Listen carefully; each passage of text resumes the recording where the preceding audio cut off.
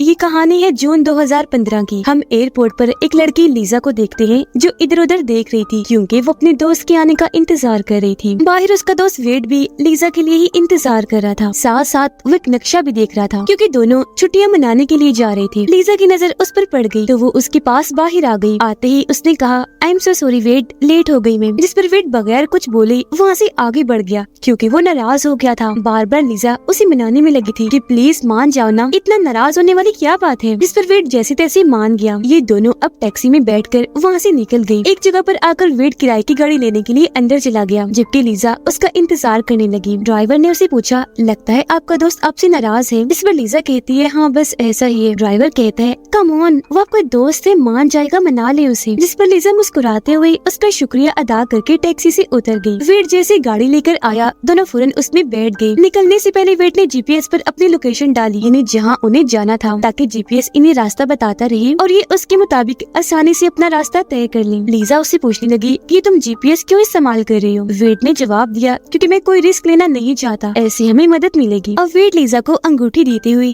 शादी के लिए पूछने लगता है, पर वो उदास थी। फिलहाल कोई जवाब नहीं देती क्योंकि वो सोच रही थी कि मुझे इससे शादी करनी चाहिए या नहीं, क्योंकि 2 हफ्तों बाद वेड आर्मी में जाने वाला था। अब उसके कोई जवाब ना देने पर वेड का मूड भी खराब हो जाता है। वो काफी मायूस भी हो गया और अंगूठी को वही गाड़ी में ही रख देता है। लीजा कहने लगी, वेड अंगूठी को किसी महफूज जगह पर रखो। इस पर वेड नाराजगी में कहने लगा कि तुम्हें इससे क्या फर्क पड़ता है, तुमने तो शादी करनी ही नहीं, तो इसे तुम्हें कोई मतलब नहीं होना चाहिए। खैर इसके बाद ये लोग अपनी मंजिल पर जाने के लिए सफर शुरू कर देते हैं। सबसे पहले इन्होंने समंदर किनारे जाना था। अपने इन खुशगवार पलों को हमेशा अपने पास रखने के लिए लीजा वीडियो बनाने लगती है, पर क्योंकि वो अभी तक नाराज था तो उसे मना कर देता है कि प्लीज लीजा मुझे मत लाओ अपनी वीडियो में। लीजा बोली, अच्छा छोड़ो नाराजगी को, देखो कितना हसीन शहर है, ये बहुत खूबसूरत है, देखो वेड तुम भी देखो। जिस पर वो कहने लगा कि मुझे नहीं पता, मैं गाड़ी चला रहा हूँ, तुम एंजॉय करती रहो। तो वो पूरे रास्ते की वीडियो बनाकर आखिर अपनी सबसे पहली मंजिल समंदर किनारे पहुँच गई। अब क्योंकि लीजा बहुत खुश थी तो पहले वो गाड़ी से उतरती है। समंदर किनारे आकर वेड को खुशी से बुलाने लगी कि जल्दी आओ वेड, देखो कितनी प्यारी जगह है ये, वाओ मैं तो बहुत खुश हूँ यहाँ आकर। फिर जब वेड इसके पास आया तो दोनों सेल्फीज बनाने लगे। यहाँ वेड अभी भी उदास था। लीजा उसे समझाने लगी कि मैं तुमसे बहुत प्यार करती हूँ, अपना मूड ठीक कर लो प्लीज, वैसे भी तुमने 2 हफ्ते बाद चले ही जाना है, अब तो उसे खुशी वक्त गुजार लो मेरे साथ। वेड उसकी बात मान गया,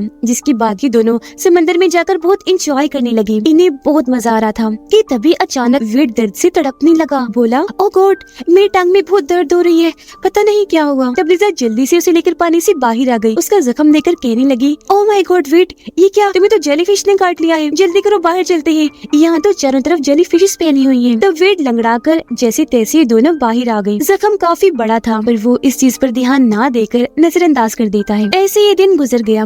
रात हुई तो ये पूरी रात अपनी गाड़ी में गुजारते हैं जहाँ इन्होंने बहुत सारी बातें की। लीजा वेड को एक रेगिस्तानी सुनसान इलाके आउटबैक के बारे में बताकर वहाँ जाने का कहती है। उस जगह के बारे में उसने काफी सुना था तो बार बार वो जिद कर रही थी कि वहाँ बहुत सारे कैंगरूज होंगे, डरावने सांप होंगे और भी कई सारे जानवर होंगे, बड़ा मजा आएगा। पर वेड जिसने हर चीज पहले से तय की हुई थी कि कहाँ और कैसे जाना है, वो मना कर देता है क्योंकि ऐसे में वो किसी नई जगह पर जाने का रिस्क नहीं ले सकता था। पर लीजा उसे समझाती है कि देखो हमें अपनी जिंदगी को एंजॉय करना है ना, तो अगर हम यहाँ आ ही गए हैं तो वहाँ भी चले ही जाना चाहिए, कुछ भी नहीं होगा, मेरी खुशी है, मैं वहाँ जाना चाहती हूँ। तो अब आखिरकार वेड को उसकी खुशी के लिए मानना ही पड़ता है। वो जीपीएस पर उस जगह की लोकेशन डालता है। उनका ये सफर 32 घंटे का होने वाला था। वेड भी हैरत से बोला, ओह गॉड 32 घंटे का सफर करेंगे हम। लीजा कहने लगी, प्लीज इनकार मत करना मेरी खुशी के लिए, क्योंकि मैं एडवेंचर करना चाहती हूँ। जिसके बाद ये उस जगह आउटबैक जाने के लिए निकल जाते हैं। और वेड क्योंकि हर लिहाज से एहतियात करना चाहता था तो अपने सफर के वो कुछ असूल बनाता है, जैसे कि वो कोई शॉर्टकट नहीं लेंगे, यानी मंजिल पर जाने के लिए छोटे कम रास्ते पर नहीं चलेंगे, बल्कि जीपीएस के जरिए ही सड़क पर ही आगे बढ़ते रहेंगे। और अगर इन्होंने कोई फोन वगैरह करना भी हुआ तो अपने मोबाइल से नहीं करेंगे, बल्कि पब्लिक टेलीफोन का इस्तेमाल करेंगे ताकि उनकी मोबाइल्स की बैटरीज बची रहे। अब जैसे लोग आउटबैक की सड़क पर आए, इनके मोबाइल्स के सिग्नल चले गए। अब ये चीज वेड पहले से ही जानता था, इसलिए उसे खास फर्क नहीं पड़ता, बल्कि वो अपना सफर जारी रखता है। सफर करते करते इन्हें रात हो गई। रात इन्होंने एक होटल में गुजारी। फिर अगली सुबह होते ही ये अपने सफर पर निकल गए। तभी इन्हें सड़क पर एक मरा हुआ कैंगरू दिखा।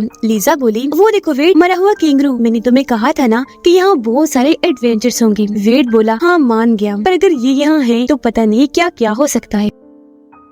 खैर तभी उनका जीपीएस एक जगह पर आकर उन्हें एक ऐसे रास्ते पर मुड़ने को कहता है जो रास्ता शॉर्टकट था, यानी जीपीएस रीरूट हो गया था। पर दोनों ही इस बात से अनजान थी कि हम शॉर्टकट रास्ते पर चल आए हैं, जो असूल के मुताबिक उन्हें नहीं करना चाहिए था, क्योंकि वेड का ध्यान गाड़ी चलाने और जीपीएस पर था, जबकि लीजा की इस दौरान आंख लग गई थी, तो उसे भी कुछ पता नहीं चल पाया और अब ये उसी रास्ते से आगे बढ़ती रहती है। काफी दूर निकल आई थी। एक जगह पर आकर जीपीएस उन्हें यू टर्न लेने को कहता है, यानी मुड़कर दूसरी साइड पर जाने के लिए, जो देखकर लीजा बोली, अरे ये क्या यू टर्न? वेट, क्या हम सही चल रहे हैं ना? पहले तो वेट को सब कुछ ठीक लगा, पर एक जगह आकर वो समझ गया कि जीपीएस यू टर्न लेने का इसलिए कह रहा है क्योंकि जीपीएस हमें शॉर्टकट रास्ते पर ले गया है, मतलब वो गलत जगह पर आ गई थी। ये रुककर सोचने लगे कि आखिर क्या करना चाहिए। लीजा बोली, चलो वापस चलते हैं। वेट ने हैरत से पूछा, लीजा तुम मजाक कर रही हो या सीरियस बोल रही हो? पहले हम काफी पेट्रोल जाया कर चुके हैं, आगे बढ़ने के अलावा और कोई रास्ता नहीं। तो इसी रास्ते से वो आगे बढ़ने लगे, लेकिन जीपीएस अभी भी बार बार उन्हें यू टर्न लेने का कहकर दोबारा वही ला रहा था, जिस बात से वेट को गुस्सा आ गया। वो गाड़ी से निकलकर बाहर आया, आसपास देखने लगता है, जहाँ दूर दूर तक ही नहीं, वीरान और सुनसान रेगिस्तान के अलावा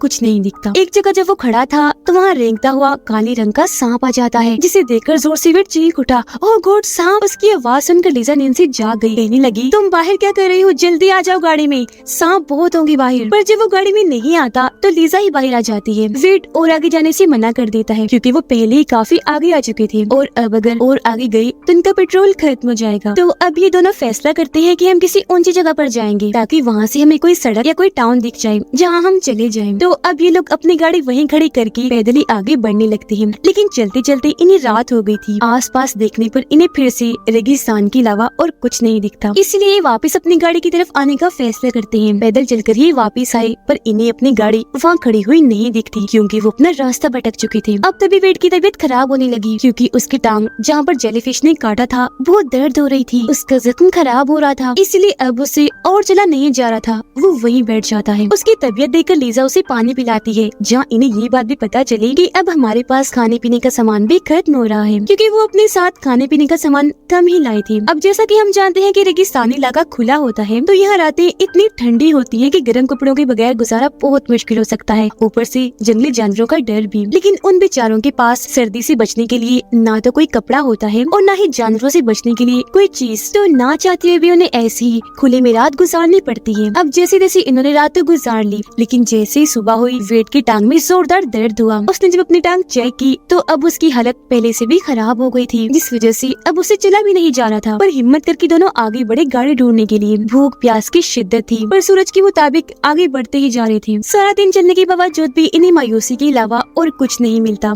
ऐसे ही एक और रात आ गई, जहाँ इन्हें फिर से सर्दी, जानवर, सांप बिच्छू से बचकर रहना था। ये दोनों जब बैठी थी तो यहाँ लीजा अब खुद उसे शादी के लिए पूछती है कि विल यू मैरी मी, जिस पर उसका जवाब था कि यस, मैं तुमसे अभी भी शादी करना चाहता हूँ क्योंकि प्यार करता हूँ। अपने अपने दिल की बात करके दोनों यहीं पर ही सो जाते हैं। लेकिन आज रात उनकी बहुत बुरी होने वाली थी, क्योंकि वहाँ हर तरफ सांप बिच्छू पी रहे थे, जिनमें से एक खतरनाक बिच्छू लीजा के पूरे जिस्म से होता हुआ उसके कपड़ों में घुस जाता है। अगली सुबह जब हुई तो पहले वेट जागा, जो लीजा को भी जगाने लगा, पर वो तो जरा सा भी हिल नहीं रही थी, जिस वजह से वेट परेशान हो गया, जोर जोर से चिल्लाने लगा, लीजा उठो, कम ऑन प्लीज उठो। पर उसके इतना चिल्लाने पर भी वो नहीं जागी, क्योंकि रात वाले बिच्छू ने उसे काट लिया था। उसके चेहरे का रंग ही उड़ गया था। उसकी ऐसी हालत देखकर वेट और टूट गया, रोने लगा, फिर उसे कंधे के सहारे उठाकर आगे बढ़ गया। अब उसकी खुद की हालत भी खराब थी, लेकिन वो आगे बढ़ता ही रहा, जोर जोर से हेल्प हेल्प मदद के लिए चिल्ला रहा था, पर यहाँ उसकी सुनने वाला कोई नहीं था। लीजा को ऊपर से होश ही नहीं आ रही थी, जिससे वो और पागल होता जा रहा था। बार बार होश में लाने की कोशिश करने लगा। कभी वो उसे कंधे, कभी कमर के सहारे उठाकर ले जा रहा था, तो कभी घसीट कर एक जगह पर आकर गुस्से में जमीन खोदने लगा, जिसके बाद खुद भी वहीं गिरकर बेहोश हो जाता है। थोड़ी देर बाद उसकी आंख एक आवाज से खुल गई। ऊपर जब उसने देखा तो वहाँ से हेलीकॉप्टर गुजर रहा था। उसे देख वेट के अंदर एक उम्मीद पैदा हो गई। वो अपनी शर्ट उतारकर हवा में लहराने लगा, आवाजें भी लगा रहा था ताकि वो लोग उसे देख सकें। लेकिन हेलीकॉप्टर काफी आगे जा चुका था, जिससे एक बार फिर वेट मायूस हो जाता है। फिर उसे एक आइडिया आया। वो पत्थर लेकर वहाँ जमीन पर बड़ा सा SOS लिख देता है, जो दरअसल मदद का एक निशान होता है, ताकि जो कोई भी यहाँ से गुजरे तो उन्हें पता चल जाए कि यहाँ कोई तो है जो मुसीबत में फंसा हुआ है और वो इन्हें बचाने के लिए आ जाए। हालत उसकी प्यास की वजह से बहुत खराब थी। अब अगर उसे पानी ना मिला तो वो मर सकता था। तो जिंदा रहने के लिए वो अपना यूरिन पीने का फैसला करता है, लेकिन उसे जमा करने के लिए उसके पास कोई चीज नहीं थी। इसीलिए वो एक डंडे से लाइन खींचता हुआ कोई बोतल वगैरह ढूंढने के लिए वहाँ से निकल गया ताकि वो रास्ता न भटके। उसके जाते ही लीजा को होश आ गई। आसपास जब उसने वेड को ना पाया तो उसे बहुत सारी आवाजें लगाने लगी। फिर वो अपने कंधे को चेक करने लगी जहाँ पर बिच्छू ने काटा था। वहाँ काफी बड़ा जख्म था जिस वजह से उसका बाजू हिल भी नहीं रहा था। वेड को आगे बढ़ने पर अपना बैग मिल गया जिसमें से बोतल निकाल कर वो उसमें अपना यूरिन निकाल कर पीने लगता है। फिर उसे लीजा के लिए भी जमा कर लेता है ताकि वो भी इसे पीकर कम से कम बच सके। फिर डंडे के निशान के मुताबिक वापिस आने लगा। उधर लीजा को काफी डर लग रहा था क्योंकि वेड को अपने आसपास ना पाकर वो परेशान हो गई थी। उसे आवाज लगाकर वो भागने लगी पर उसकी इतनी खराब हालत थी कि उसे बोला ही नहीं जा रहा था। पर क्योंकि आसपास से उसे जंगली जानवरों की आवाजें आ रही थी तो लगातार वो आगे बढ़ती ही रहती है। वेड वापस उस जगह पर आ गया जहाँ वो लीजा को छोड़कर गया था। यहाँ आते ही रात हो गई, लेकिन क्योंकि वो यहाँ नहीं थी तो वेड तो जैसे पागल ही हो गया। जोर जोर से पुकारने लगता है, लीजा कहाँ हो तुम? मुझे सुन पा रही हो? आ जाओ जहाँ भी हो। अब उसकी आवाज लीजा ने भी सुन ली थी। उसे जवाब भी देती है, वेड मैं तुम्हें सुन रही हूँ, कहाँ हो तुम? अंधेरा है, कुछ नजर नहीं आ रहा। जिसके बाद वो एक दूसरे को ढूंढने लगे पर काफी ढूंढने के बाद भी जब नहीं मिले तो थक हार कर वहीं गिरकर बेहोश हो जाते हैं। अगली सुबह जब लीजा की आँख खुली तो उसे बहुत प्यास लग रही थी। हालत उसकी बहुत खराब थी, चेहरा सफेद पड़ चुका था और होंठ एकदम खुश क्योंकि उन्हें यहाँ फंसी आज पूरे 3 दिन हो गए थे और लीजा ने इन 3 दिन में पानी का एक कतरा तक नहीं पिया था। तो अपनी प्यास बुझाने कम से कम जिंदा रहने के लिए वो पेड़ पौधों को चूस कर उनमें से पानी निकालने की कोशिश करती है। वेड भी उठ गया था पर उसे देखने से लग रहा था जैसे उसका दिमागी तवाज़ुन खराब हो रहा हो। काफी अजीब ही हालत में था। दोबारा से अपना यूरिन पी जाता है जिसके बाद उठ खड़ा हुआ और वहाँ से आगे बढ़ने लगता है। उसके सामने 2 रास्ते आए जिनमें से एक को चुनकर वो वहीं चलना शुरू कर देता है और आखिरकार अपनी गाड़ी तक पहुँच गया। जिसे देखते ही उसे थोड़ी हिम्मत मिली। कहता है, थैंक गॉड मेरी मेहनत का फल मिल ही गया। फिर गाड़ी में जल्दी से आकर खाने पीने का सामान ढूंढने लगा, लेकिन अफसोस उसे सिवाय एक लाइटर के कुछ नहीं मिलता। इसलिए मायूस होकर वो गाड़ी में ही बैठ गया। फिर खुद को संभाल कर गाड़ी चलाने की कोशिश करने लगा, लेकिन गाड़ी स्टार्ट ही नहीं हो रही थी क्योंकि यहाँ से जाने से पहले उसने लाइट्स ऑन ही छोड़ दी थी जिस वजह से गाड़ी की बैटरी खत्म हो गई। उसे बहुत गुस्सा आया। वो जोर जोर से गाड़ी पीटने लगा क्योंकि उसकी मेहनत पर बात गई। वो बाहर आया, थक हार कर वहीं लेट गया। जिसके बाद वो एक बहुत मुश्किल फैसला करता है। वो गाड़ी का बोनेट यानी इंजन का ढक्कन खोलकर उसमें मौजूद पानी को पीने लगता है, जो चीज बहुत ही मुश्किल थी क्योंकि वो पानी पेट्रोल जैसा ही होता है। ऐसा करके वो अपनी जान पर खेल रहा था। उसे तेज सांस आ रही थी, उल्टियाँ भी लग रही थी। ऐसा वो इसलिए कर रहा था ताकि इसे पीकर जो यूरिन बनेगा वो उसे लीजा के लिए इकट्ठा कर लेगा। वो पिएगी, उसकी भी जान बच जाएगी। उसे सारा पीकर वो लीजा को ढूंढने के लिए निकल गया। उसे रात हो गई। लीजा लीजा चिल्लाकर वो हर जगह उसे ढूंढ रहा था और उसका अभी तक कोई अता पता नहीं था। लीजा तो दरअसल थक हार कर एक जगह पर बैठी हुई थी, पर तभी वो देखती है कि मेरे मोबाइल में बैटरी अभी भी थोड़ी बहुत बाकी है, जिसमें वो वेड के लिए मैसेज छोड़ती है।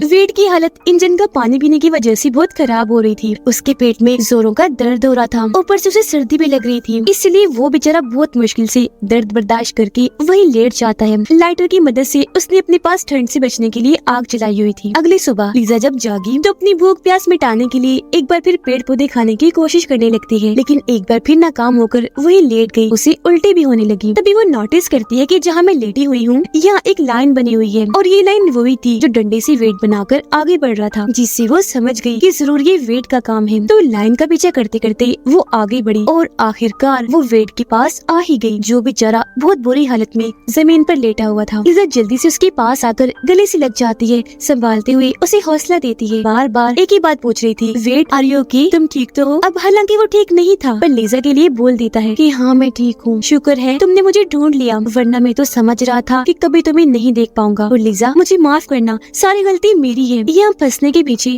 मैं ही जिम्मेदार हूँ। लीजा जवाब देती है, चुप हो जाओ वेड, खुद को इल्जाम मत दो, सब ठीक हो जाएगा, हम दोनों मिलकर गाड़ी की तरफ चले जाएंगे, बस हौसला रखो। जो कहकर उसके सीने पर सिर रखे वहीं लेट गई, पर उसे वेड की फिक्र हो रही थी क्योंकि उसके मुंह से खून निकल रहा था। वेड पे लीजा को अपना इकट्ठा किया हुआ यूरिन पीने के लिए देता है। वो पूछती है, ये क्या है वेड, और तुम ये मुझे क्यों दे रही हो? वेड बोलता है, ये तुम्हारे लिए है, इसे पी जाओ, तभी जिंदा रह पाओगे। तुम्हारी जान बचाने के लिए मैंने बहुत मुश्किल से इसे जमा किया है, और अगर मुझे कुछ कुछ हो गया तो तुम इस लाइन का पीछे करते करते गाड़ी तक चले जाना। तुम ऐसा कर लोगी? मुझे यकीन है। लीजा रोती हुई कहती है, नहीं वेड, मैं तुम्हारे बगैर नहीं जाऊंगी। तुम बार बार ऐसा क्यों बोल रही हो? तभी अचानक वेड को उल्टी होने लगी। इसे देख लीजा बहुत रोने लगी। हेल्प हेल्प मदद के लिए चिल्ला रही थी। उसे वेड की ऐसी हालत देखी नहीं जा रही थी क्योंकि उसे झटके भी लग रहे थे। लीजा उसे कहती है, मैं तुमसे बहुत प्यार करती हूँ और हम यहाँ से साथ में निकलेंगे, फिर शादी कर लेंगे। तुम भी कुछ कहो वेड, तुम्हें क्या हो रहा है? पर वो कोई जवाब नहीं देता। लीजा उसे बहुत बुलाने की कोशिश करती है पर वो उसके हाथों में जान दे देता है, जिसकी बात वो इतनी टूट गई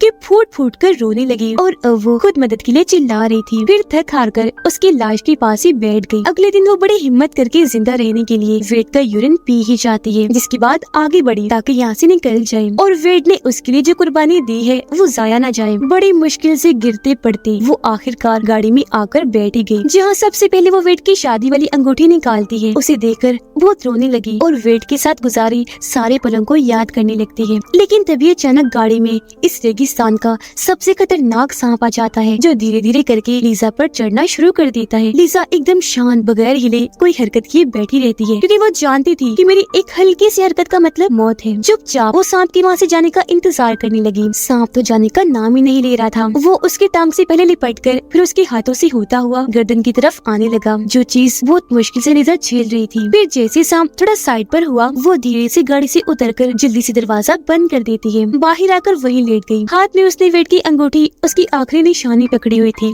जिसे फौरन निकाल कर वो पहन लेती है। फिर थक हार कर वहीं लेट गई। रात को वो अपनी और वेड की इस पूरे सफर की वीडियोस और तस्वीरें देखकर उसे याद करने लगी। ऐसे ही एक और रात गुजर गई। जैसे अगली सुबह हुई, लीजा पहले से भी ज्यादा कमजोर महसूस कर रही थी। उसके जिस्म में हिलने जितनी भी जान बाकी नहीं थी। उसकी सांसें टूटने ही वाली थी कि तभी कोई वहाँ आकर उसे पानी पिलाने लगता है। लीजा ने जब आंखें खोली तो उसने सामने वेड को देखा, क्योंकि ये उसे ख्याल आ रहा था। पर असल में वो एक रेंजर ऑफिसर थी, जो वेड का बनाया हुआ SOS का निशान देकर वहाँ आई थी। वो लीजा को उठाकर उसे सहारा देने लगती है, फिर उसे उठाकर वहाँ से ले गई, जिसका मतलब कि वेड ने जो कुर्बानी दी वो जाया नहीं गई। आखिरकार लीजा को बचा ही लिया जाता है। फिर बताया गया कि वहाँ से वेड की लाश को भी उठाकर उसके घर वालों के हवाले कर दिया गया था। रिपोर्ट से पता चला कि वेड की मौत किडनी गुर्दों के फेल होने की वजह से हुई, जो इंजन का पानी पीने की वजह से हुई थी। लीजा कुछ दिन के बाद एक नर्सिंग स्कूल में जॉब करना शुरू कर देती है, ताकि वो अपनी जिंदगी की एक नई शुरुआत कर सके। और इसी के साथ इस मूवी की कहानी इधर ही खत्म हो जाती है।